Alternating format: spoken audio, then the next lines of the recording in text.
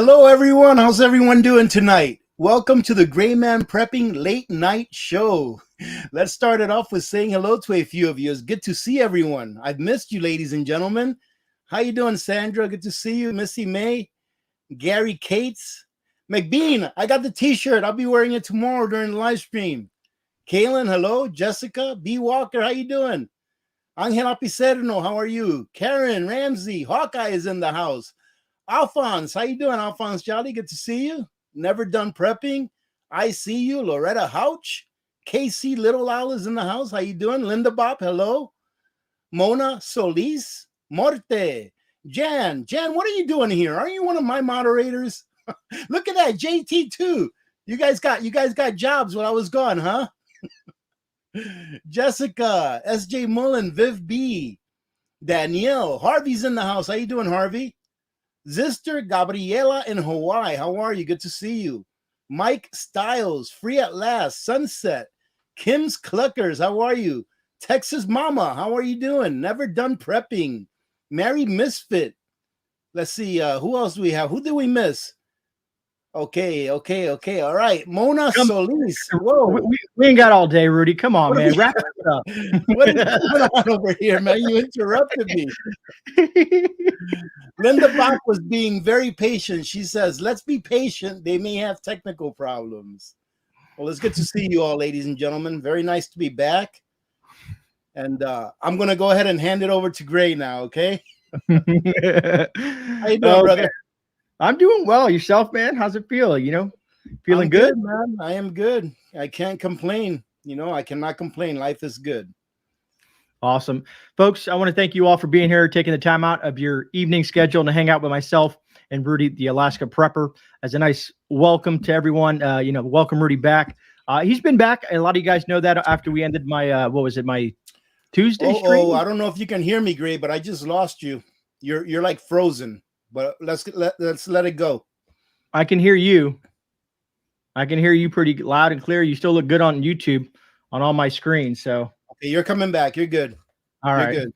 It's on my end. It's not you. Okay. Ann Palmer from the great state of Louisiana is in the house. Okay. You can keep on going, man. I do this too. Oh, but thank you for joining me this evening, Rudy. It was, I missed you that Tuesday night, and it was a long week, my friend, long week, and I'm glad you're back.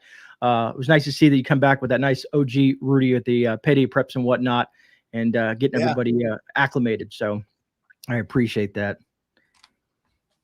There's a lot of new names in here. I appreciate all you guys being here. So what you got going on, man? What's up? Oh, I'll tell you what, this last week has been very productive. I mean, I still made a few videos, during the week of just things that I do on a normal day basis and thoughts that I have. But the yard is coming along. I mean, I have good news and bad news, and that's that the yard is coming along really well. My driveway got done. I'm going to get some more stuff done here in about another week or two. And before this winter, I'll have my chicken coop completely built. But I decided not to get those chickens before winter, because I will have the chicken coop done, everything ready to go. I'll have my greenhouse ready to go. But I really don't want to, I've never raised chickens before. I really don't want to start my journey of raising chickens right when winter is beginning, because I don't want to make mistakes that could easily be mitigated during warmer weather than in winter. And I really don't want my chickens to suffer. I don't want to get them and have them suffer because I don't have experience with things. And so I'm going to get them first thing when the snow melts. That's when I'm going to put my order in.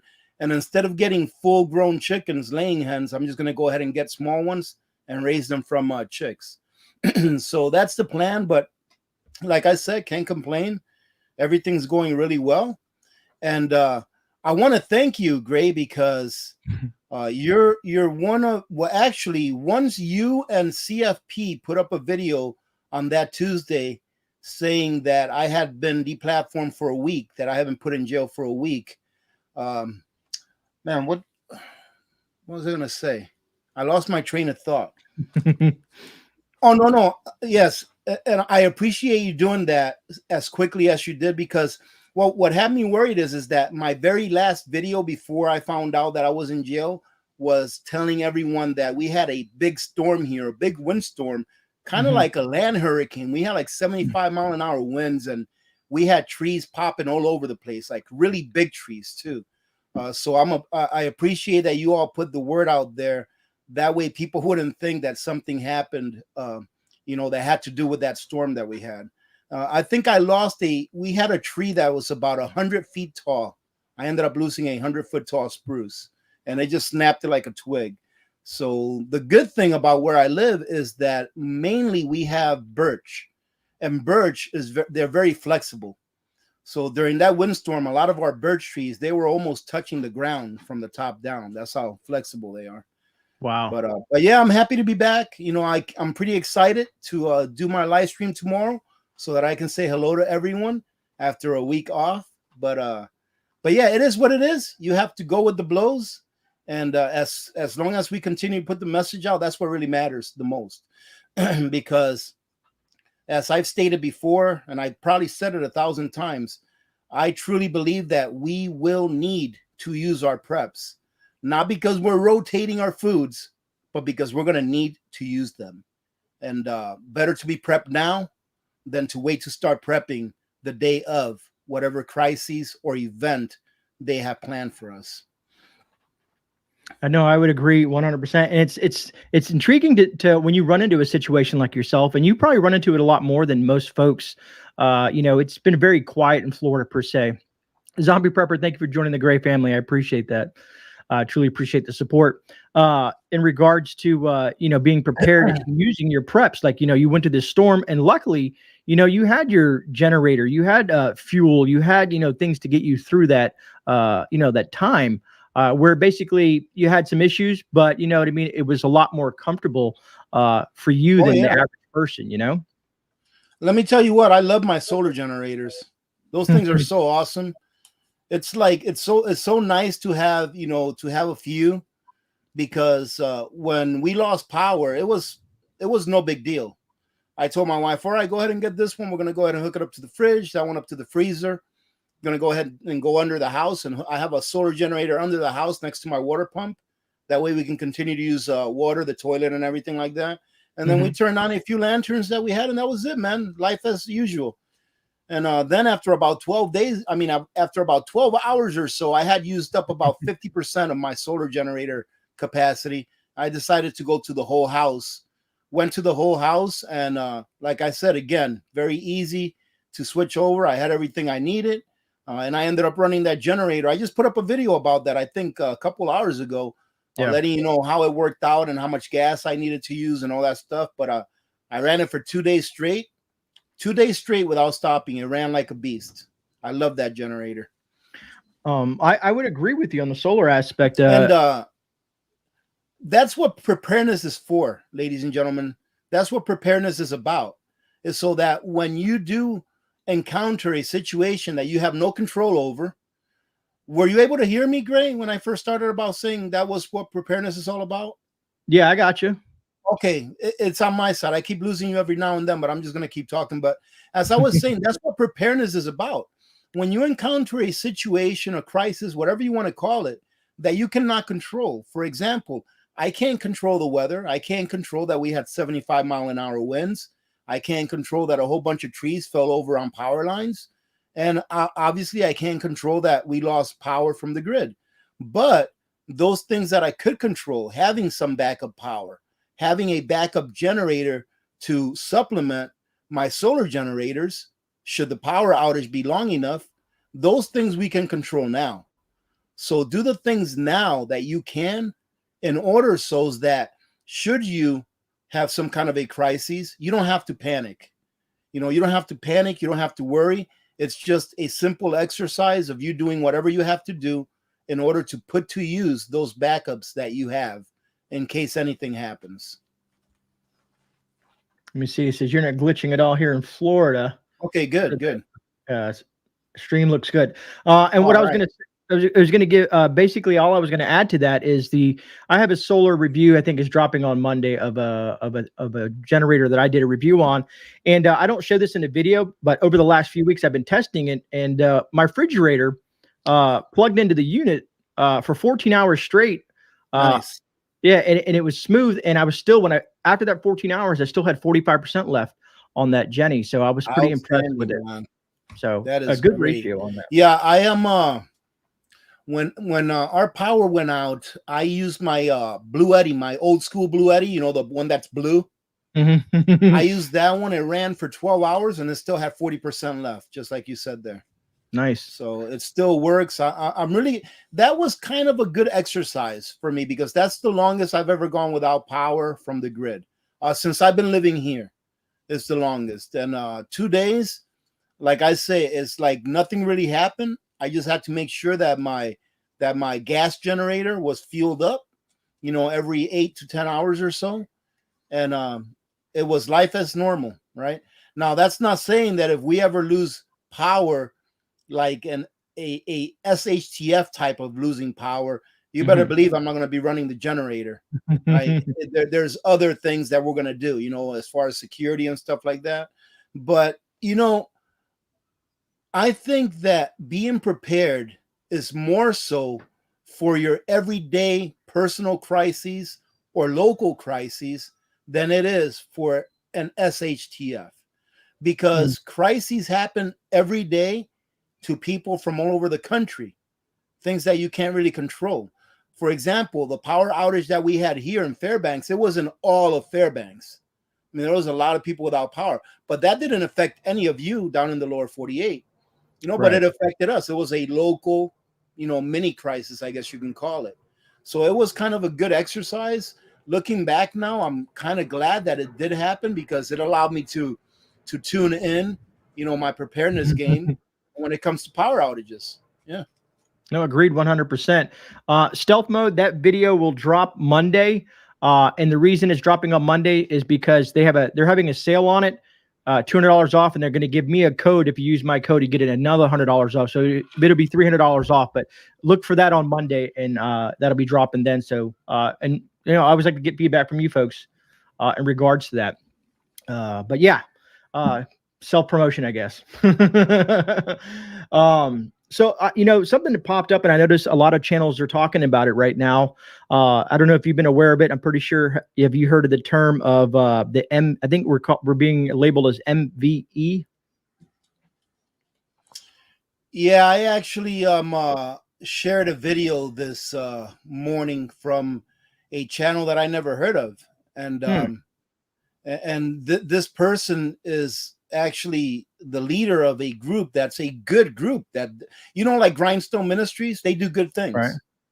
things. His it's not a ministry what he has, I don't think, but it's like a mag. But that's what they do. They do good things. They go help people when they need help. You know, I think they participated in Kentucky during all that flooding. They went there. They put a group together and went there to help. And it's gonna continue to happen, Grey. I mean, it's gonna continue to happen. It's like I said, I know that we are all, everyone here that's watching this, and all of us that have preparedness channels, we're all on some kind of a list, but I don't worry about that because there's nothing I can do about that. You know, as I've stated in the past, you know, in the end, God's got the wheel. It's up to God in the end. You know, he will give you what you can handle, and what you can't handle, he'll take care of. But as I've continued to say over the years, really, is that we are going to go through years that are going to get worse and worse and worse. So this is nothing right now. This is the time that you should be taking to make sure that your preps are completely topped off, that whatever skills you need to know or learn, that you know them now, that your defense measures, you know, are taken care of.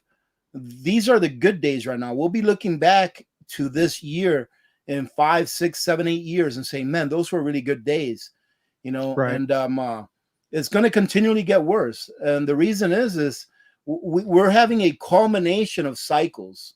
You know, a nation, the average lifespan of a nation is 250 years. The United States of America is at about 246, I think. All right, so we're only 4 years away from that cycle. The war cycle is the major war cycle is a 100-year cycle. Okay, and we're looking at, you know, you can either determine it by being like World War I or World War II, but we're right in that window. You know, our the major cycle for the financial cycle is an 80-year cycle. We're right in that window. You know, we have so many cycles. The grand solar minimum is a 350-year cycle. We're right in that window. We have so many cycles culminating on each other that it's going to be like the perfect storm. And not only that, we have a government that blatantly does not care about our countrymen and hates America. Imagine that, having heads of government that hate the country that they're supposed to be serving. So if you can look around and not see the things that I just mentioned, then you really need to look harder, because all of these things are going to come to an apex, and that's when I believe that they will try to implement the event or their final solution, which is going to be an event that is going to completely crash the financial system. And the reason they're going to use that event, I don't think that they're going to use any kind of health crisis. I think they're going to use that event because so many people are so very dependent on the financial system by which we are now used to using.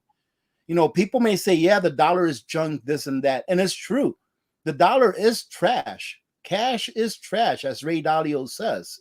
However, that is what we have to use in order to exchange value for value, right? You put your time and energy into earning a dollar.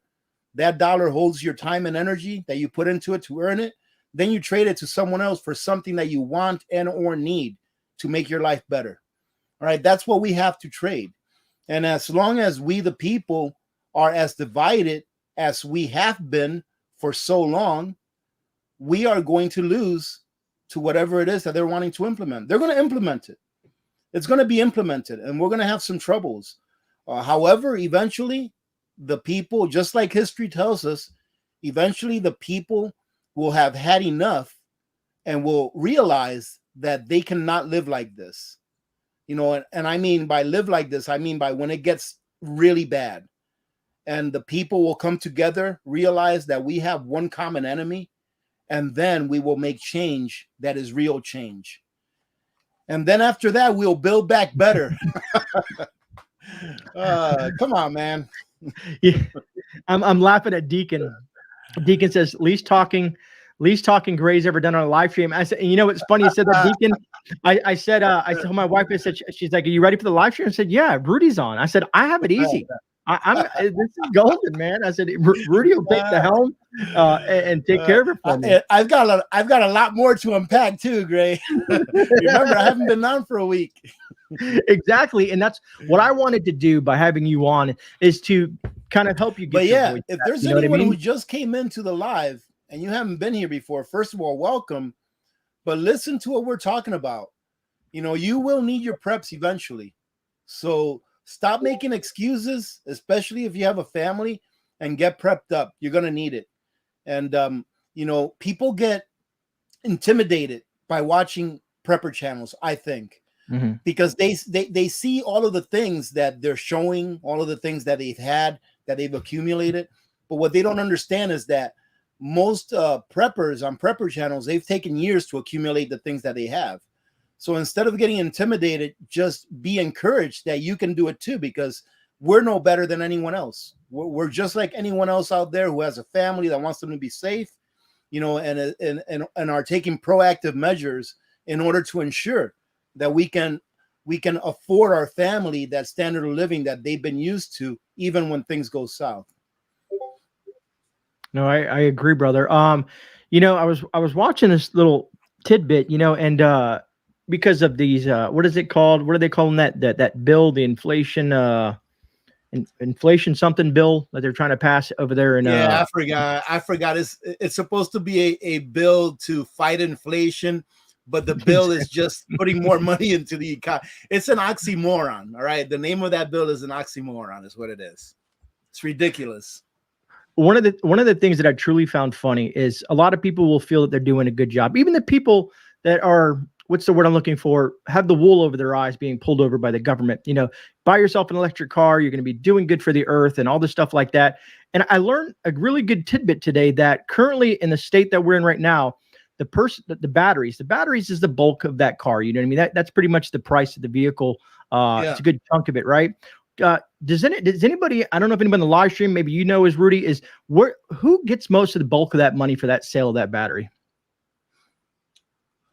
Whoever produces the raw materials, I would say. China. 70%. The raw materials don't come. I know. That's what I'm getting at. Lithium. The raw materials come from outside our borders. 70% China benefits from that, from all these green deals and stuff like that for EVs and whatnot.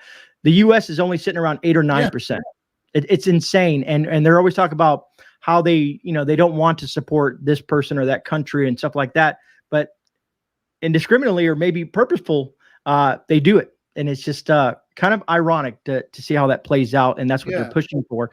And looking for the future, China will actually have about 80% of a lockdown on those batteries and the components to the batteries that, like you said, the lithium, the cobalt, I think there's nickel and some other stuff in there on those batteries or something like that. But it's quite intriguing that they don't tell you that when they're trying to push this, $60,000 vehicle on you.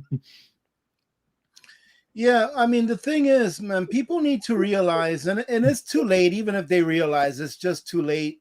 These clowns in DC and elsewhere, they've already got so much power and control.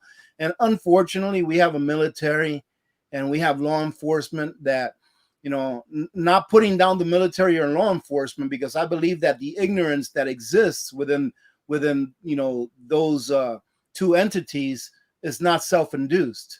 It's taken decades to train the minds of our young children to say yes to unlawful orders, and they do it every day, unfortunately. I mean, I give you a great example of an unlawful order that a police officer should never follow, and that is asset forfeiture, confiscation. What is that? What it's called, Gray?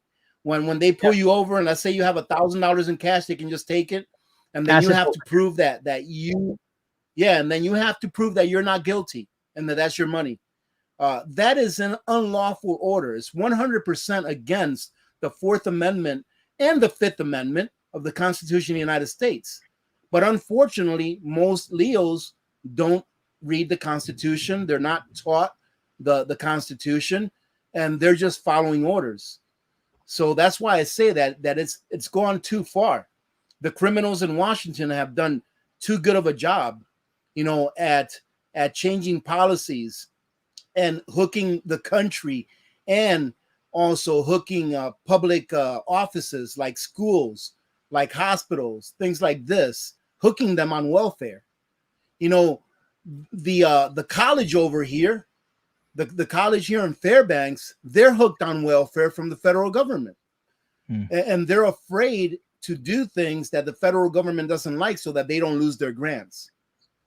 So when we talk about welfare, the least amount of welfare that goes out to the American people is that of actual welfare. When you think about SNAP and things like that, that's only a pittance compared to the amount of money that the government takes from us, the people, to give to corporations, to give to schools so that they can teach the way that our government wants them to teach.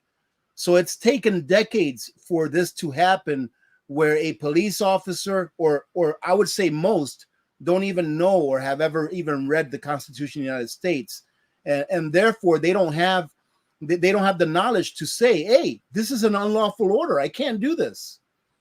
So it's just gone too far, and eventually, like I said, there will come a day where the people will have had enough. Unfortunately, that day, in my opinion, is just not right around the corner. It's going to take a few years. It's going to take probably several years, close to a decade. I'm putting it at about 2032 or so. Around 2032, about 2 years after the big day that everyone talks about, 2030. I'm putting it about 2 years after that, before there is real chaos in the streets. I'm talking about like chaos where like the government has to be changed, where there'll be a constitutional crisis in Congress and stuff like that. And the only way that it will take less time than that is if we have a natural collapse, like if we have like a coronal mass ejection or something like that we can't control here. But if we leave it up to man, I think we still have several more years before we finally get to the climax of this, which, some people don't want to hear that. Some people don't want to hear that, but what I say is you have to look on the bright side. It gives us more time to prepare. You know, Agreed. it gives you more time to prepare. It gives you more time to build on your skills, you know, and it gives you more time to get ready, in my opinion, financially, because we do have to prepare financially as well as preparing in the physical. Exactly.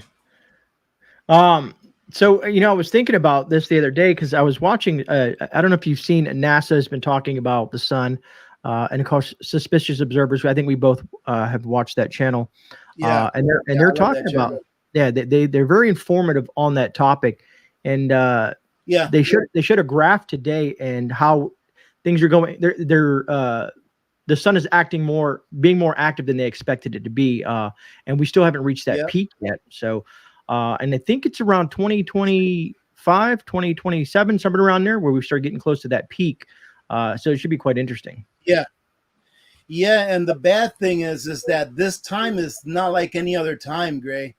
When it comes to this part of the grand solar minimum where we're at now, it's really not like the last one, because during this grand solar minimum, this one right now that we're in now, our magnetic field is extremely weak because our poles are shifting.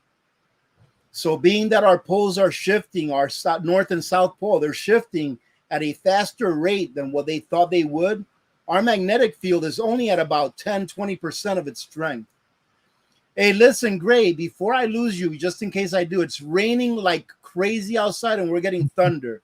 So if I lose you, that might be why. But, you know, we'll roll with it. Unless something happens, we'll roll with it. But I have a feeling that I might float away here in a minute. That's how hard it's raining outside. But good news, I don't have to water my potatoes tonight. You know, I was going to ask you about that, but just to add real quick to you, I'll go back to that here in a second. Did Rudy get my shirt? Yes, McBean, he did get your shirt, right, Rudy? Yes, I got your shirt, McBean. I got it, John. I'll be wearing it tomorrow during the live stream. I was looking at what do they call it?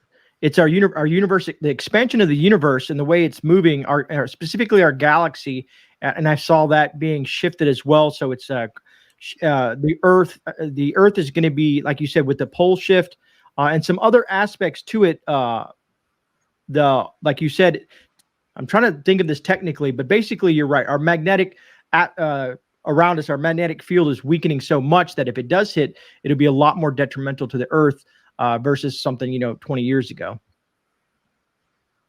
Yeah, and it's evident. Okay, so check this out. I'm not sure. First of all, if you take a look at the sun on a clear day, you're going to notice that the sun looks a lot whiter. Right. It looks whiter than what it used to.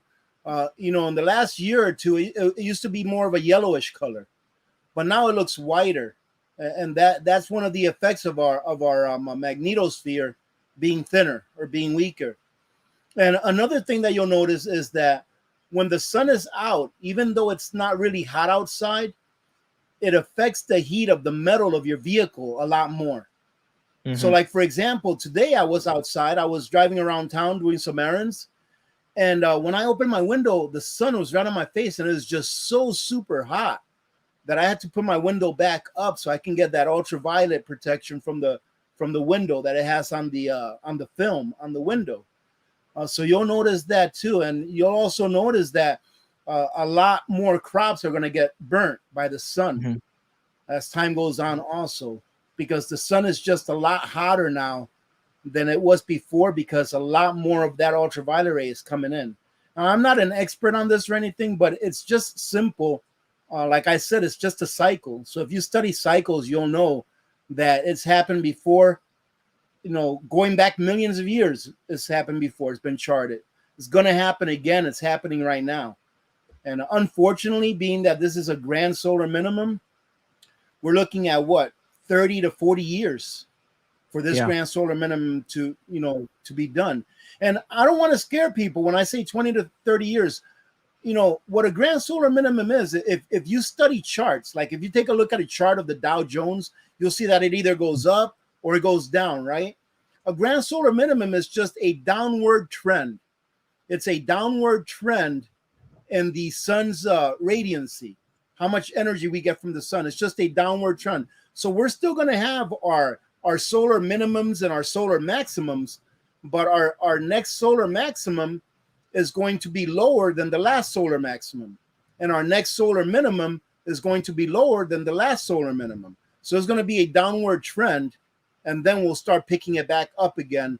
I don't know, probably after I'm close to being out of this physical world. It's probably about how long it's going to last. But it doesn't mean that food production is going to disappear. It's just going to get harder and harder as the years go by. So a greenhouse is a must. I would say no matter where you live, you should have a greenhouse. That way you can have it. Yeah, I was going to ask you, how is your garden up there? Because I've been dealing with a lot of heat down here.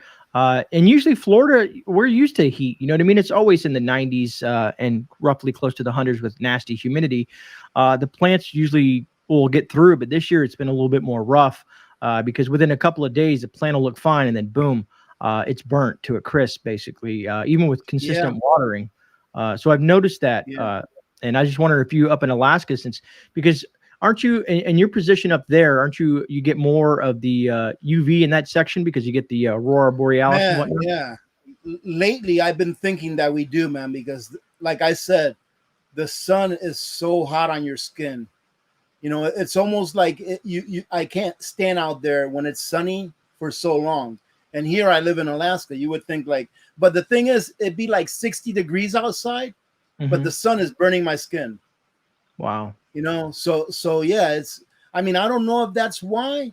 I do know that in this part of the world, here, this northern part, the magnetosphere or the shield around the earth is a little thinner than everywhere else. But yeah, I really noticed it here in the last couple of years how much hotter the sun is on your skin with you just standing outside. It's crazy. And like I said, a lot of the viewers that I've talked to when I do some of my garden updates, a lot of folks are having a lot of troubles with specific plants like tomatoes and stuff like that. It's just been a rough year for plants in general. And like I said, I know you grow you use grow bags too, right? For your potatoes. Yeah, I got grow bags this year, and I also did a little experiment of I had a pile of dirt on the ground from last year. I just threw potatoes in there to see if they grow. And they're growing really good. So I'm pretty excited about it. I tell everybody that when you're gardening, sure, people might have a certain set of rules and tell you that you have to do things this way, but get out there and experiment, play around a little bit. Oh man, I like to experiment. It's fun, and it's better to experiment now before you actually truly depend on that for your life. You know what I mean? Woo! You hear all that thunder?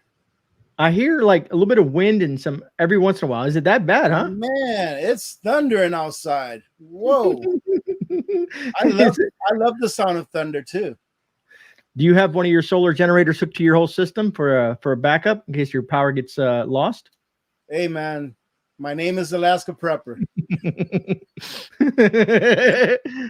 I've got 2 solar generator backups in the bunker. I see that sexy system behind you. I can't wait to see. Oh, you like that? That's very nice. I'll be doing a review of that here in a few days, maybe a week or 2. I forgot I left it there. I noticed that. That's the first thing. It's like, oh, yeah, it's nice. It's very nice. I think I found my new favorite solar generator, but we'll see. I'm still testing it, still messing with it. I get a lot of people. A lot of people ask me questions. It's usually a lot of people focus Blue Yeti, EcoFlow. That's seems there are 2 go-tos when I do a review. And the thing is the more competition out there with Opus and some of these other companies out there, I think that's better for us consumers. Absolutely. Competition is the best thing that can happen to the consumer. Absolutely. Because they either make it better or they lower the price or they go out of business. That's it. Agreed. 100%. So they won't have a choice. Yeah. but I love those 3 brands. I would say that those are probably my top 3 brands: the EcoFlow, the Blue Yeti, and the Opus. I love them all for different reasons. I wish that they could make one that had all of the qualities that I find in each of them in one. But yeah, those are 3 really great solar generators.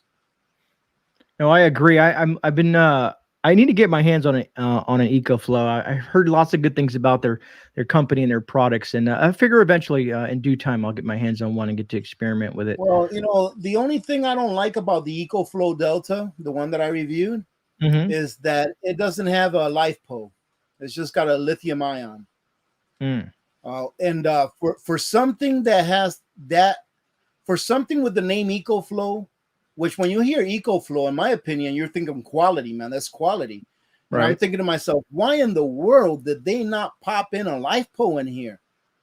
I mean, had they popped in a LiFePO in that system, in my opinion, is like the perfect system, because not only can you charge it from your wall in like an hour. Well, it depends what size you have. The one I have is the, I think 1200 or something like that, 1200 watt hours, but it charges off of your wall in about an hour. That is outstanding. It's UPS, which means that you can plug it in all the time and have it as a backup for whatever system you want to continue running if the power goes out. For example, that's what I have my setup hooked up to, is the EcoFlow. It's UPS. It takes, I think, 600 input watts for solar. I think it is 600 or 700, something like that, up to 50 volts. It's a great system, but they put a darn battery in there that only has 800 to 1,000 life cycles. They could have spent the extra $100, put in a LiFePO in there, and then you'd have, in my opinion, probably just about a perfect system. But still, it's a great system. It's still a great system. And I agree there. There are certain things that I have to check off to me to be a great product in that category of things. And like I said, this company, the one that I did the review on, is it's a known company for other stuff, but they just got into this market and they put together quite a pretty cool package. And what you're saying is like the EcoFlow, you said about 1200 watt hours. Is that what that is? Or 1200 watts you can get out of the AC port? Yeah, it's like 11 and change. I mean, that thing charges like a monster, man. I mean, when I first plugged it into an AC to see, I hadn't read the owner's manual yet when I first got it. And I see this thing just going up and up and up. I'm like, holy smokes, that's awesome. But hey, let me take a quick second, Grey. B. Walker asked, what is LiFePO? LiFePO is the type of battery, B. Walker. So it's a lithium iron phosphate, right? Correct. Right, Grey? Lithium iron phosphate.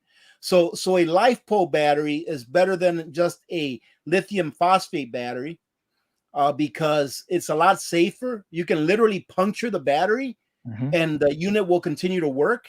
The battery is a lot safer as far as it not overcharging or overheating. It's just a better battery all the way around. What I like about it the most, besides the safety factor, is that it has a life cycle of about 2,500 to 3,000 life cycles, meaning that you can discharge it and charge it 2,500 to 3,000 times before the battery starts losing capacity. It doesn't mean that after the 3,000th time that you recharge it, that the unit's no good. It just means that the capacity that it will hold of the watt hours that it's rated for, let's say it's a 1,200 watt hour unit, the capacity will be lower. So it may only be 90%. And then after another 500 cycles or so, it may go down to 85. But as far as 100% capacity, you can do it 2,500 to 3,000 times, which is really good in my opinion. They're actually coming out with really good ones that have like 7,000 life cycles. That's incredible. And it's like you said, Grey, competition is great because that's competition right there. The reason that we have so many advances in like solar generator and solar electricity is because there's competition in the market and they're trying to make a better product at a better price than their competitors.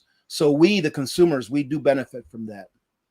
Exactly. It's the one that I'm dropping tomorrow. Well, I keep on saying tomorrow, Monday, has a lot of the features you're talking about. It's a lithium iron phosphate, 3,500 cycles. And I was impressed too that it's a 2,000 watt Jenny that goes from 0 to 100% in 1.8 hours. I was extremely impressed that you charge this thing in the wall and you're pushing 1,100 watts. Yeah. And then I love that. Then you can add the 500 watts of solar panels to it because it can take up to 500 watts and charge that thing at 1,600 watts. I was like mind blown here. You know what I mean? The technology is getting pretty intense with these things. and they're like you said, they're efficient. And to add to what you say, so let's say we'll use 3,500 cycles since I've already done the math, right? If you were to discharge that from 100% to 0%, that means fully kill that battery every single day. That's 5.5 years. If you were to do it every single day. Yeah. And then back to your efficiency rating and stuff like that, where it drops 90, 80%. So when you look at those numbers like that, most of us in the emergency preparedness thing are not going to be draining our batteries, especially like how you have yours is a UPS or an uninterruptible power supply. It's just going to be there, and it's just going to be, if the power goes out, it might go a little bit and kick back on. So it lasts quite some time. And that's what people need to focus in is on the numbers. And if let's say you spend $1,500 on that, break that down and how many kilowatt hours that you get out of that per, kilowatt. If you get, is it 50 cents a kilowatt, $1 a kilowatt? And that kind of gives you an idea if it's worth the money. I think that the sweet spot on kilowatt hours per dollar is about 65 cents per kilowatt hour. If you're getting a decent machine for about 65 to 70 cents per kilowatt hour, meaning that if the machine is 1,000 kilowatts, not kilowatts, if it's like 1,000 watts of watt hours, if you're paying $700 for it, that's not bad. That's pretty good. So I think that's about the sweet spot of getting a decent machine. That's going to give you good performance. That's good quality. It's around 65, 70 cents per kilowatt hour. So because you do get what you pay for. Agreed. Girl for Freedom, that's a secret until Monday. But because I wanted to talk a little bit, maybe hype you guys up to watch that video. But you'll see, I'll give all that'll be in that video there. Like I said, plus you're getting money off the device through my link and whatnot. But anyways, there was N Rob says, how would you do generators differently if a crap hits the fan situation? Oh, okay. Great question. So what I was talking about is that, so when my power went out and I decided to go to my house generator, I'm actually going to do a video on this too, on part of what I'm going to talk about here. I had no problem going to my house generator and letting the entire neighborhood know that I had a generator running. Right? I had no problem with that because I knew that it was not a systemic issue. I knew that we didn't get an EMP. I knew that we didn't get a solar coronal mass ejection. I knew that it was just something within Fairbanks, that we were all pretty much out of power within Fairbanks, but I knew why. It's not a long-term crisis. I knew that it would eventually be over because people were going to fix the problem and we were going to go back to life as usual. However, during an SHTF, I would not use my big generator at all. I would not use my big generator probably for about a year. I would revert, however, to using my small generators that are whisper quiet. And I do have ways of making them even quieter where like your next door neighbor won't even hear them running. And that's what I'm going to do a video on, is to show you what I've come up with that makes it really quiet where you won't even notice that it's running. All right. So during a real SHTF, one where you have to look out for the two-legged critters, coming and taking your stuff or trying to cause you harm to take your stuff, you really don't want to let anyone know that you have a generator running by advertising it to the entire community with a real noisy generator. So yeah, I would never run that generator. That thing will be a paperweight for at least 6 months to a year. Let's say until the die-off is complete, and that's just being very frank, because if it was a real SHTF, there will be a period or several periods of die-offs. Yeah, tremendous. It's heartbreaking to think that that's what's going to happen.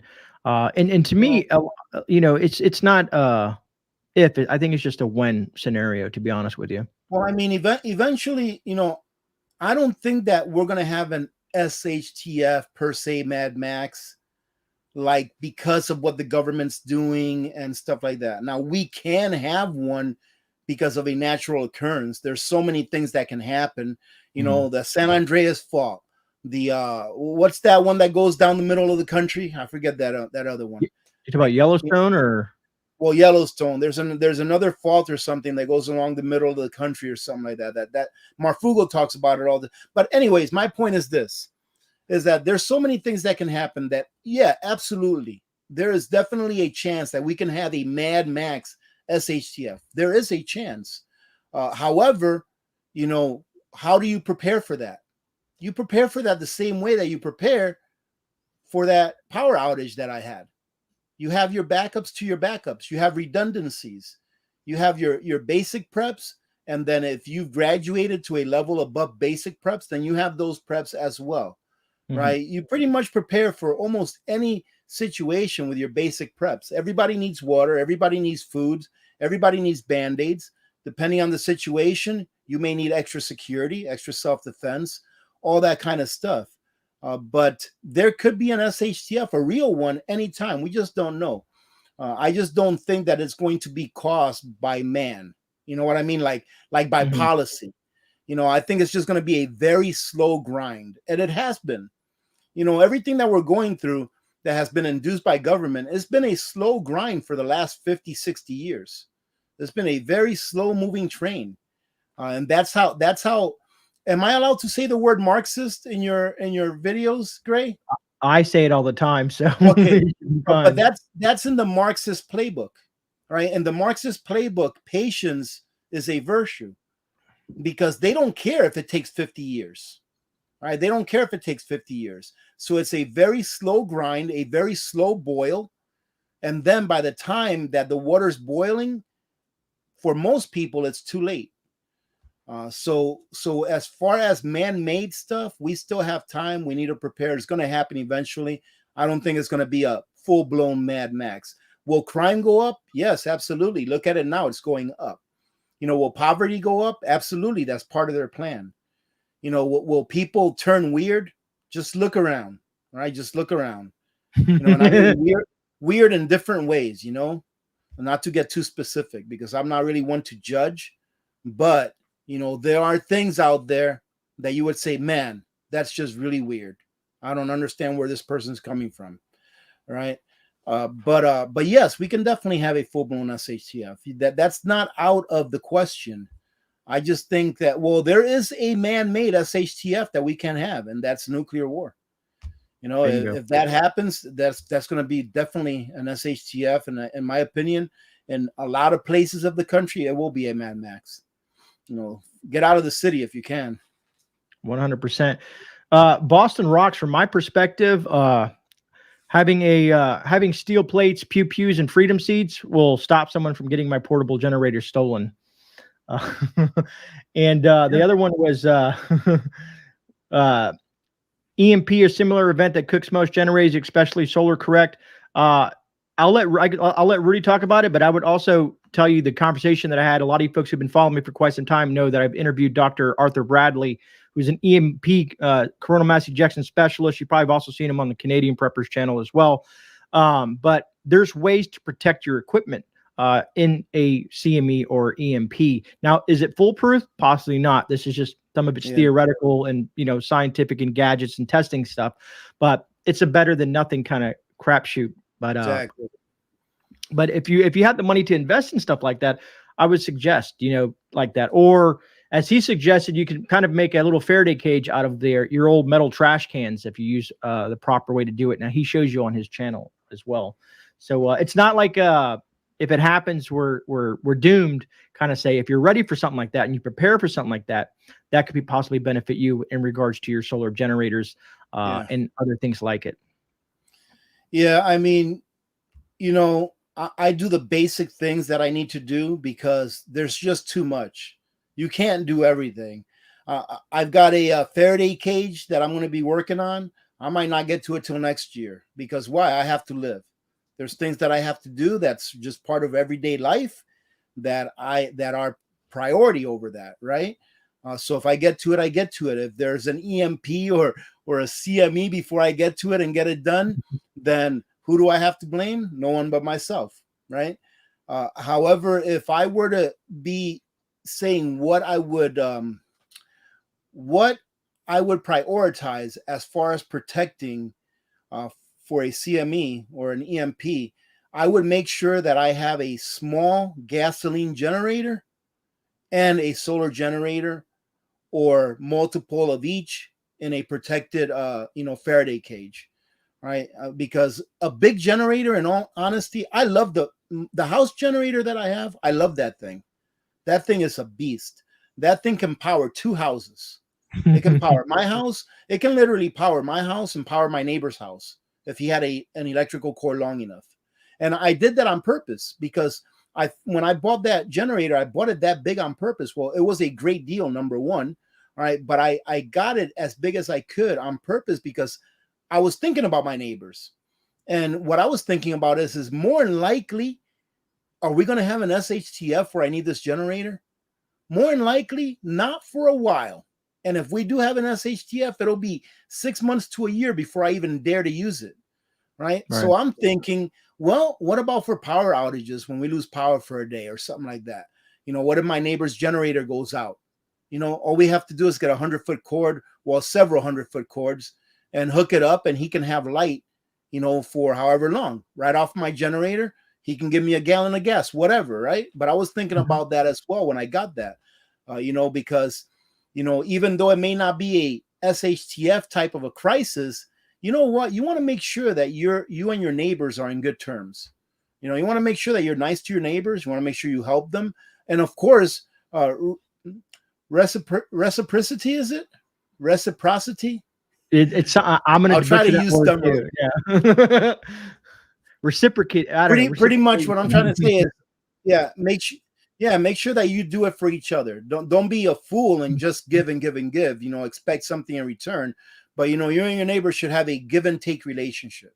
That's what reciprocity. That's what it is. You should have a give and take relationship where it's not just one or the other. So yeah, that's why I got one that was that big. Is just in case somebody needed help, I could help them out with it. But I would definitely not be putting that generator in a Faraday cage. All right, I'll be putting some of my small ones in a Faraday cage because my small ones, first of all, they fit there, no problem. And the 2 small ones that I have will actually power my entire house if I need to power my entire house with 2 small ones. So yeah, just prioritize what you put in there. Will it work? I have no idea. I hope I never find out. I have no idea if it'll work or not. All I know is that if you do that little test where you put your phone inside of a Faraday cage and then you have somebody else call it, the signal's not going to get through.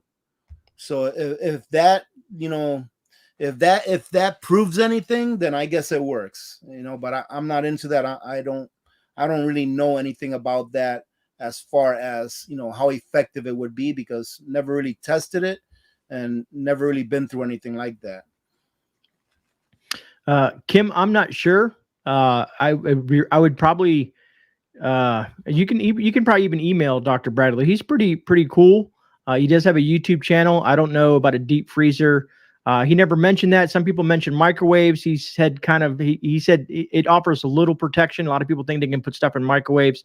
But he did say it's not very effective with his testing. What else? What I was going to say? I was going to add something. One thing, folks, in regards to if you're worried about an EMP or coronal mass ejection, here's my advice to you from my perspective: is learn the old ways. Learn how people lived without electricity. That would be truly beneficial to you, the viewer, if you're concerned about something like that happen. Having things that don't need electricity.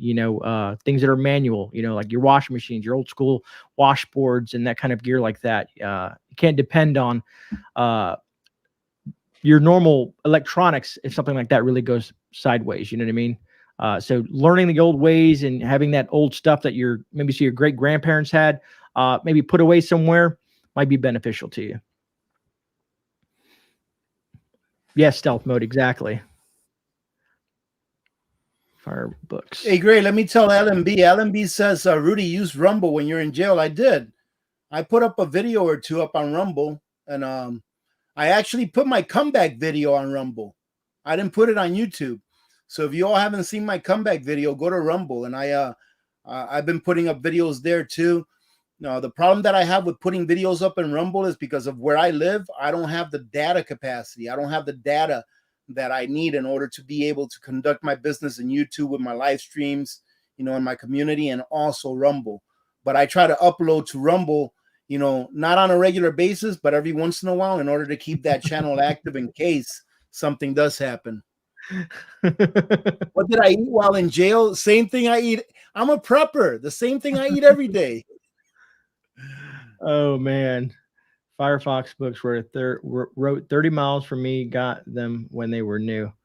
I must be clicking on stuff that I have no idea what you guys are talking about. There's a lot of conversations going on in chat, which I truly enjoy. Dragon Slayer says, does Rumble have notifications? That I don't know of. And Stu, thank you for that. I have no idea. I appreciate that, Stu. Appreciate the support, man. I've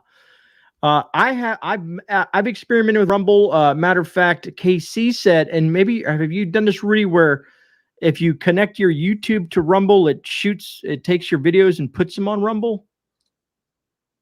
I'm trying to connect with someone that works there, that's in the upper echelon, and I believe I know how to do it, but I don't want to do it just yet.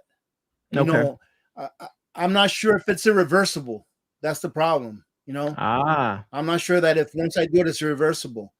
So I don't want to do it just yet. I have a few questions. Unfortunately, I was actually going to talk to one of the VPs over there, and he emailed me and asked me if I could talk to him on a certain day, then the day after. And I had a very hectic week last week. Even though I was in jail, I had a very hectic week as far as personal stuff. So I didn't get to his email until the day of that he wanted me to call him. So anyways, long story short, I missed the meeting that I was supposed to have with him over the phone. I'm going to try to get a hold of him, so see if he can give me some pointers on that. And I know that there's a way that you can automatically have your videos uploaded to your Rumble account, but I haven't done that yet because, like what I said, I'm not sure what licensing requirements there may be between YouTube and Rumble. I don't know. So I have to ask. I have to get a good answer before I do that. I would love it that it would work well because it's just the click of one button and I never have to worry about uploading into Rumble unless it's something that I wouldn't put on YouTube and I had to upload it there manually. Right. So, but right now I plan on putting up probably about half of the videos that I do throughout a week. I'll probably put up on Rumble just so that I can get used to doing it. And then any videos where I know I can't put up on YouTube, I'll just put them up on Rumble. So if you're not subscribed to my Rumble account, just go over there. It only takes a minute. It doesn't cost anything. And it's a secondary location where, you know, where we can hang out and still continue the conversation if and when YouTube decides that preppers are no good. Which could be right around the corner. Yeah, 100%. There's a comment here directed at me. It says, maybe drop some links of the best knowledge of old ways living without electricity. There's a lot of books, at Jack. Maybe if you give me an email, I can send you that information. I don't have time to pull the material that I have saved in some of my folders in regards to links. There's also some great YouTube content creators that it's weird that they show a lot of different they're using technology to create videos, but they're showing you a lot of things that you can use in the old ways of living without electricity or off grid per se. You know what? I have to say this just because I am who I am. I bought one of those books years ago. Right? Personally, I didn't think it was worth the money, but you do what you want to do. You know, I know they came out with a second one. I really didn't look at it because the first one, when I got it, I was like, this is it. But that's just me. That's just me. But just see if you can. Sometimes when you're about to buy a book, either ebook or a real book, they'll let you flip through some of the pages. Yes. But usually that's the best pages of the book that they'll let you flip through. So just check it out or look at the reviews. Yeah, take a look at the reviews. Make sure that you like them. I personally didn't think I got my money's worth out of it. And that was like, when I bought it, it was like $35. And that was like 7-8 years ago. That's when $35 was $35. You know? Now, what did you get? A book on trying to like learn the old ways and techniques? Is that what you're talking that was about? the name of the book, The Old Ways. Okay. Interesting. Yeah. Because to me, what works better for me outside of just reading material is I have some older folks that I work with, some old farmers and stuff like that. And some of that, they do things the old ways. So learning from people you want to learn from. Oh, yeah. I watched them do some canning. I watched them do what they do on their farm. And it's quite intriguing. They don't like to use modern day equipment, even though it'd make their life easier because they're in their 70s. And that's why I helped them out, because I've been building a relationship with them over the last year, and they're great people. But it's quite intriguing to learn from people that know the old ways versus reading the material, and depending on what type of learner you are, I guess. But other than that, buying something, let's say like a washboard, and using that washboard outside of using your washing machine and hanging your stuff on your clothesline, will get you used to using certain type of gear that's geared for that type of situation as well. Yeah, I mean, a great alternative to a washing machine is just a toilet plunger and a 5-gallon bucket. Exactly. I mean, some people make it, make it a little. Some people make it more complicated than what it really is. I mean, I went ahead, I purchased and I'm going to do I was supposed to do a review of that this summer. I'm going to have to get it out and do it before it starts snowing again. I purchased one of those little washing machines that they're like off grid, that they have a small washing machine and a small tumbler, and it only runs on like 35, 40 watts. So, as long as you have some water with that little washing machine, all you need is about 35, 40 watts of electricity, and it's good to go off grid. And I mean, if you have a decent sunny day, there you go. You got your 5-6 loads of laundry that you can do with that in one day and get it done and over with. But worst case scenario is grab yourself a bucket and a toilet plunger and put a little soap in there, and you know what to do. Get your kids to start plunging that clothes. Bada bing, bada bing. And thank you, in my crosshairs, for being part of the Grey family for 3 months. Apparently I had a free comment thing. Carry on. Roger that, man.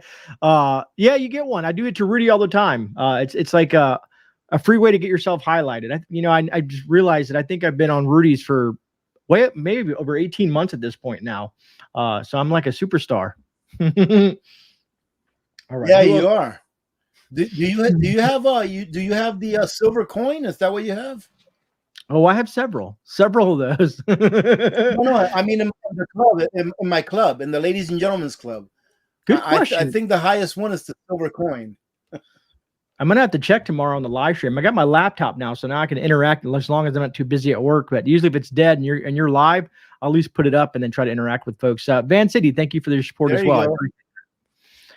Because regardless, I want to listen in and just enjoy your conversation, what you have to talk about during the lives. It's you said this a while back, and I think you said it's hard for me to watch a lot of prepping channels, but there's certain prepping channels that I really do enjoy watching, and you happen to be one of those. I'm not trying to bougie up to you, but you just I like the way you present your material and how researched that you are and the content that you produce.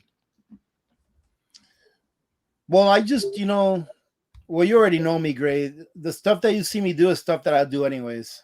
Right. I don't try to create content from scratch. It's like those the little news bits that I put up in the morning. It's stuff that I find interesting. While I'm having my coffee and I'm looking at the news. That's what I do every morning anyways. I have my coffee, I look at the news, and then I pick 5 or 6 or 7 that I find interesting that I like to share with you, and I share it with my community because I'm doing it anyways. And the truth is I really enjoy doing it. I'm really lucky. I really enjoy. I don't do YouTube because I have to. I do it because I want to, and I really enjoy doing it. And I love the fellowship. I love the camaraderie. I love our community. I mean, I've gained so much from having a YouTube channel in the form of friends and people that I actually call like my family, that are like lifelong friends now. So it's been a very big blessing. So I just like to share the things that I do, on an everyday basis. And that little news thing is because I just love doing it. I love sharing my morning with my coffee and sharing the news with you guys. And it's just fun. And then whatever else I put up there on prepping, and stuff like that is stuff that I'm going to do anyways. I've got some freeze drying to do here of something that I've never seen anyone freeze dry before, but I have to see how it comes out first. And then I'll put up a video. But guess what? I'm going to do it anyways. I didn't go and get this stuff to make a video. I'm making a video of it because I'm doing it anyways. And I think it's pretty interesting. I want to say thank you, Linda, for that. I appreciate that. Yeah, it's me and Rudy could probably do when we get on the phone, for some reason we're going to get on the phone for just a couple of minutes, and it usually turns into an hour. We could probably do a live stream with our phone calls. Yeah, hey, Grey, it was an hour and 14 minutes today. Well, that's how long we were on the phone for. Jeez. After you hung up, I looked at my phone. I was like, man, we were on the phone for an hour and 14 minutes. And I ended up doing all the shoveling that I needed to do. Well, it was. I guess it makes it so you're not focusing in on the shoveling and you're just talking. So it kind of makes you go by. I can feel it now. My shoulder is all jacked up now. Oh, I can hear you breathing, man. Shoveling that kind of dirt. You were doing like rocks or something like that, right? Yeah, I was doing some rocks that I was putting in my greenhouse. The greenhouse is almost done, so I just got one side of the roof to go, and I'm leaving it for last because I hate doing that roof. But I know I have to. I'll probably do it tomorrow or the day after. You're always full of good advice, man. I tell you that. It's always nice to talk to someone who gives me positive advice outside of the wife, because the wife's always right. I want to put that clear here on YouTube. The wife is always right. Other than that, thank you, Alan B. I appreciate that. Surviving Biden, I appreciate that too as well. Truly appreciate all your guys' support for myself and Rudy. That being said, hey, Grey, real quick, I'm sorry, man. I just hate to see a good question go by. No, go ahead, brother. Annette Spain asked, do either of you have a dehydrator video? I just got one for my birthday. Happy birthday. And I have no clue how to use it. So maybe you can help out, Grey. I don't really do dehydrating. For what I do, a dehydrator just doesn't fit very well. I like to do freeze drying. But Annette, I used to have a dehydrator. Just read the instructions and get on YouTube. Get on YouTube and type in dehydrating, whatever it is that you want to dehydrate. And I bet you something will pop up. Unless you have something to add, Grey. Yeah, I do use a dehydrator. I should do more videos on it. The only video that I've ever done me using the dehydrator is on my members only. I should probably release that to the public. I was just kind of a test to see what folks think. I'm getting ready to move. You guys will see a lot of canning dehydration videos from me once we get to the new kitchen, because I want to be cool with this nice big old area where I can do cool kitchen videos. But awesome. If you're going to start, I would suggest getting like things like you go to the freezer and you get like green beans and stuff, because they're already blanched per se, and use those to start and practice with. You can usually get frozen green beans and stuff like that pretty cheap. I've done frozen blueberries, frozen green beans. I've taken a lot of my cherry tomatoes and dehydrated them. But there's different skill sets to what you're doing and what you're trying to dehydrate.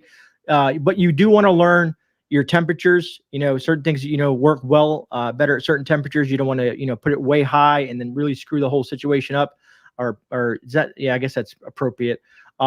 So like certain things like, fruits, vegetables and stuff like that, there's just different temperatures and different times that you want to use. And like Rudy said, there's a lot of YouTube content out there. Maybe here in the next few months, I will start producing content and showing you guys some of my skill sets when it comes to the dehydrator, if you guys care to see that. And there's a few books. I wish I had them, but I got all my books packed because, like I said, we're in the process of packing and getting ready for this big move. Which should be interesting. And I'm probably going to document that to show you what it's like to move a prepper from one location to the next. Imagine that, Rudy. Imagine you had to take everything you have right now and move. If I told my wife, if we ever move again, it's because we're millionaires. We're not going to move again, because there's no way that I'm moving myself again. Somebody's going to get paid to do it, or we're staying here and that's it. And then again, the likelihood of us becoming billionaires, probably not going to be moving. Not in my crosshairs. I did pause you. I saw your super chat. I appreciate that. And I guess we can answer this question before we wrap it up. But he says, I did have a question. What do you guys think of the large Asian nation and small not wanting to be part of a large Asian nation? You have any thoughts on that, There's Rudy? nothing we can do about it. The United States of America is not going to do anything about it. Whatever we're doing to try to instigate whatever, they're not. This gets me kind of aggravated. Not at you who asked the question, but it gets me aggravated because of the situation that we've allowed ourselves to be put into. But then again, we have to understand that we have a corrupt government. All right. So that's why it's not the people's fault. It's the government that is running the country. It's their fault. First of all, our government is owned by China. Oh, am I allowed to say the C word here? Okay. Hey, Yeah. hey man, I'm scared for you, all right, Grey? I don't want you to get deplatformed because of me. I appreciate it. You know, our government is owned by the big Asian country, right? Our government is owned by them. I mean, just look at it's so disgusting. I mean, I can just pop off so many things. What's her name? Feinstein. Ladies and gentlemen, Feinstein, is she a senator or a congresswoman? Senator Feinstein, right? From California. Yeah. Feinstein had a Chinese chauffeur for over 25 years. And come to find out that he's a Chinese spy, right? We've got the Swalwell guy from California who's in bed with a Chinese woman. Oh, wow. Imagine that. She's a spy. Is he still there? Yep. Is Feinstein still there? Yep. You know, we have all of these dealings with China within our government. We've got China who's got probably the DNA of millions of Americans because it took it from a data dump or an intrusion into the data of the DOD. I mean, China owns this government. All right. China has corporations. They own the equivalent of about half of Montana as far as land. If you take all of the land that they own in the United States, they own the equivalent of like half of the size of Montana. You know, they own a whole bunch of our processing plants for food, a whole bunch of our farms. They own the government. All right. And what I think is that they have a lot of dirt on a lot of government officials. Why? Because man is flawed, right? And man is going to do bad things. And these guys that are our politicians supposed to be representing us, they're never going to throw themselves on the sword to save our nation because they'd rather save their own hind end. And China's got them dead to rights. In my opinion, we ain't doing nothing about Taiwan. China's going to take Taiwan when it wants to take Taiwan. And if we do try to do something, how are we going to fight that war? How is the United States of America going to fight the next war if it's against China and Russia? How? Where do we get our raw materials to make our munitions? Where do we get our special metals that we need to make our munitions? Where do we get half of our raw materials to make anything that we actually make here in the United States? We get them from outside of our borders. And if we go to war, guess what's going to happen? The dollar is going to crash. Half of the world is already lining up to get out of the dollar. Excuse me. Like I said, half of the world is already lining up to get out of the dollar, to be able to do bilateral trading amongst each other because they no longer want to be bullied by the United States of America government. So they're in line to get out of the dollar. If we go to war, how are we going to fight that war when we don't have, we have the resources, but we've stripped ourselves of the capability of being able to extract those resources. And we don't have the manufacturing. How are we going to make the tanks? How are we going to make the Humvees without the raw? We're not going to war. China's going to take Taiwan when they want to take them. And there's nothing we can do about them. Right? There's nothing that we can do about it. Why? Because we've allowed ourselves to be put in that position. That's why. Why? Because we've been the bully of the world for the last 50 years, ever since Nixon took us off the gold standard. Right? Nixon has a big part to play on the demise of the United States of America. Right? Once he took us off that gold standard, he took that check away from government.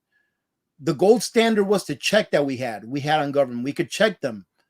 But once he took that away, the government has no checks anymore. And all they can do is whatever they want to do, they can spend as much as they want. We never know about it.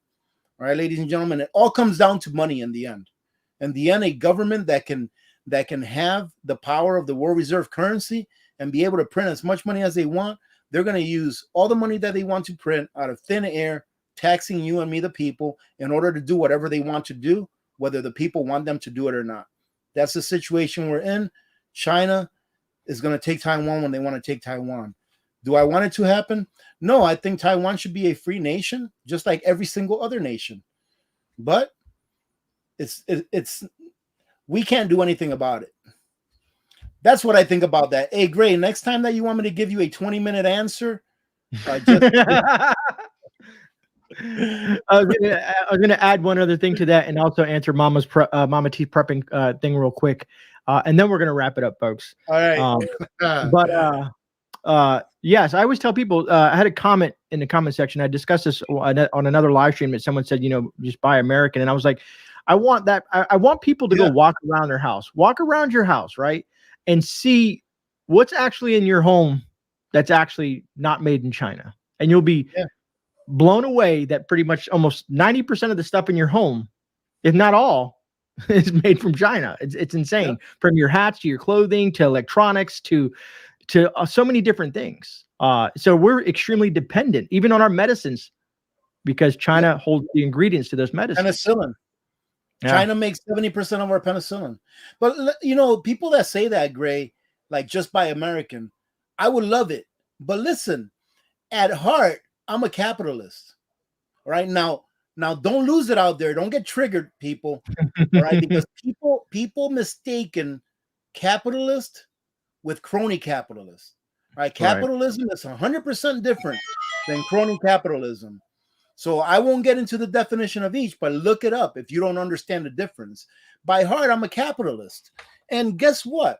In my opinion, if somebody makes this flashlight in Mexico and sells it for a price that's a fair price, in my opinion, and then someone else makes the same flashlight in the United States, but it's a crappier flashlight and they want to charge more, I'm going to buy the flashlight that I like best, that works the best, that gives me the most bang for my buck because I had to work for that money.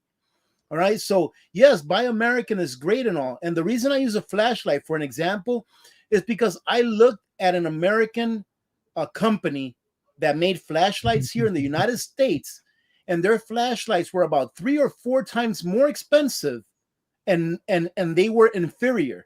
I'm like, why am I going to spend $168 on this flashlight that gives me 100 lumens? I'm like, why am I going to do that when I can spend 40 or 50 on one that gives me 1,200 and that's better built? So, but that's not even the point. The point is that we have no manufacturing. Agreed. It's funny you say that, because I think I know who exactly you're talking about too, because I've done it too. I've done a comparison, and then I watched a video that this gentleman did on a foreign flashlight company that I personally work with, and I got to see their factory and how they do the testing and everything that they do, and I was actually surprised at how much work they put into their product for what it is. And then I looked at an exact something similar by this other company, and it was 3 times as much. And I was just like, it just doesn't make sense. No. But just so I don't forget, Mama T, what do I think about the Crypt Keeper Pelosi poking the bear? I think she, unfortunately, I was getting a call right in the middle of the live stream. I think she was poking the bear on purpose. It's a political stunt, just to throw her weight around. It's all smoke and mirrors, folks. For her to go over and do that trip and stuff like that, they're just trying to, how do I say it? Throw their weight around to try to, say, oh, I did this. You know what I mean? And the only people that are going to suffer are the people of Taiwan. Pelosi's going to come back to the United States and just be fine with her, $17,000 ice cream in her refrigerator. But the people of Taiwan are going to suffer too. The American people will suffer as well. I mean, China, you better go get all your Chinese stuff. Go get all of your gadgets at Walmart. Go get it. They're probably on sale now because they have a lot of junk that they got off barges, off of ships for the last year and a half, whatever. But go get all your Chinese junk now, because in my opinion, China will cut us off eventually. China is going to cut us off. Then we're going to find out how dependent we really are on China. When you can't go to Walmart and get your 99-cent whatever, we're going to find out how dependent we really are on them. All right, because China sells. Do I like it? Absolutely not. I would rather all of that manufacturing be right here in the United States, where it used to be at one time, and when the U.S. actually had pride in the things that they made. But like I said, our government is a Marxist government, or at least this administration is a Marxist administration, and they do not want America to succeed. All right, and they are owned by China. All right, so that's it. All right, Grey, I am going to stop talking until you sign off. Thank you very much for having me, brother. Thank you for having me. Oh man, trust me. I always enjoy listening to you. You're very educated when it comes to specific topics, and I love hearing your opinion because we're pretty much like-minded, brother. And most of the folks on the channel that watch us, we have a lot of the same viewers that kind of cross-platform between us both, and they're all like-minded as well. And it's great to share this information with the viewers. And we all learn from each other. You know what I mean? It's I always tell folks, even though you're the Alaska Prepper and I'm GreyMan Prepping, we don't know everything. You know what I mean? So we depend on sometimes you folks, the community members out there that might have some bit of knowledge that you share with us that can benefit just not myself, but everyone. And that's why I like building community around the channel, to be honest with you folks. Other than that, folks, I want to say thank you all. Well, we went an hour and 21 minutes. It's all Rudy's fault, folks. It is. It is. But I want to thank you all for joining us on this live stream and welcoming Rudy back. He'll be going live tomorrow per his normal time. He's back on track. If you're not subscribed to Alaska Prepper, you need to. I have it linked down in the description. My mod's been posting it throughout the evening as well.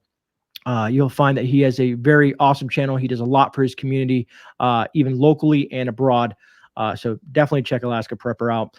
Mods, you guys know you are the bread and butter of the channel. I'm trying to come up with different analogies for you guys. Butter, I like that. The bread and butter of the channel. So thank you guys for that. If you haven't hit that thumbs up button, I truly appreciate that. I know some folks like to say that. I do. I like to see the thumbs up. It just makes me happy. Other than that, Rudy, do you want to have any wrap up or anything you want to add to the end to the folks? No, I just wanted to remind all of the Alaska Prepper community members that are here. Remember, ladies and gentlemen, that August is Christmas in August. We're going to have Christmas in August this August. And starting this Sunday, we're going to start the festivities. All right. So just make sure that you're keeping up with our live streams because I've got a lot of stuff to give away. And we're giving cash the entire month. So this entire month, I'm going to be giving away $100 gift cards every Sunday live stream that we have. And one special live stream during the week for those people that can't join in on Sundays. All right. And the reason I'm doing this, Grey, just in case you didn't know, is because I know that a lot of people are hurting this time of the year. They don't have a lot of cash, and I want people to prep. And I figure $100, you can prep for 2 months with the basics and essentials for $100 for one person. I know what you're doing because I gave away $50 gift cards. You're trying to up me. I see what you're doing. Oh, I didn't even know that you gave away $50 again. Well, I'm going to give like 20 of them away. Oh man, love it, man. But anyways, I'm doing that because I want people to be encouraged to continue to prep. And if people are having a bit of a hard time financially, it may not sound like a lot, but you can get a lot of calories for $100. So that's what we're going to be doing this August. And then we'll figure out what we'll do during the Christmas holidays when that time comes. That being said, for you folks that are still here, I see we dropped off a few. Don't forget, as soon as Grey hits 20K, Grey's giving away 1 pound of silver, aka 16 silver eagles as well. Nice. Very nice. I figure that's something beneficial for folks. And I might have to team up with you, Rudy. I want to do something this Christmas too for folks as we move into right around October. I want to get into something, but we'll talk about that down the road if you'd like. Other than that, I guess we're gonna just keep on rambling because that's what we do, man. But other than that, folks, I'm gonna say my thing, and I'll let Rudy say his thing. My thing is, folks, you're not alone, and be safe out there, and God bless every single one of you. All right, ladies and gentlemen. Hey, thank you very much for having me, Grey. I appreciate it, man. Always have a good time, and that's the truth. And I'm not gonna go with my outro because it is your channel, but God bless every one of you. Hopefully I'll see you all tomorrow during our live stream. I'm very excited to get back to doing our live stream. I didn't think that a week would take that long, but I'm very excited to see you all tomorrow. Thank you for having me and have a great night. God bless you all. God bless, folks.